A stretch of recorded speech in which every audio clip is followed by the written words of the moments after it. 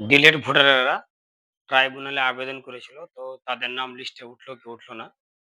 তার জন্য সেটা দেখাবো। আর যাদের সাকসেস হবে তাদের ইনক্লুডেড ইন ইনরোল লেখা আসবে। আর যাদের কাজ হবে না তাদের পেন্ডিং লেখা থাকবে। তবে চিন্তার কোনো কারণ নাই। কালকের মধ্যে আপনার নাম যদি না ওঠে তাহলে সেটা ইলেকশনের পর নাম অবশ্যই উঠে যাবে। আমরা সেটা চেক করার জন্যে ডেস্কটপ সাইড করে লগইন করব। তারপরে এই ধরনের ইন্টারফেস আসবে। এখানে আসার পরে submit appeal for individual truck এখানে লেখা আছে, এখানে ট্যাপ করব।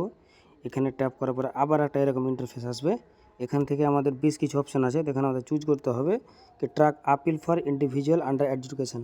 এখানে আসার পরে তখন আপনার এখানে এপিক নাম্বারটা দিতে পারেন এখানে, অথবা এখানে আপিল আইডিটা এভাবে কিন্তু চেক। আমরা স্ট্যাটাসটা চেক করার জন্য যে কোনো ব্রাউজারে ভোটাস লিখে সার্চ করব। তারপরে মোবাইল নাম্বার দিয়ে লগইন করে নেব।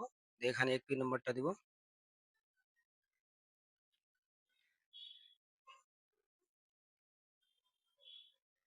এটা লেখার পরে সার্চ করব।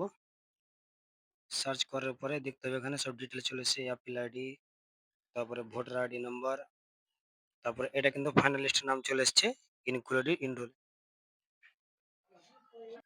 তারপরে চোখের মতো আইকনে এখানে ক্লিক করব। এখানে দেখেন এটা এটা চলে এসেছে। প্রথমে অ্যাকশন টেকেন অন, কত তারিখ এটা করেছে, এটা কাজ করেছে 29 তারিখে এবং এটা সাকসেস করেছে 18/4 মানে এপ্রিল মাসে এটা কিন্তু সাকসেস হয়ে গেছে। তো এইভাবেই খুব সহজে আপনি যে কোনো সার্চ বার থেকে ভোটার লিখে সার্চ করতে পারেন। এই ধরনের ইনফরমেটিভ ভিডিও পেতে পেজটি ফলো দিয়ে পাশে থাকবেন।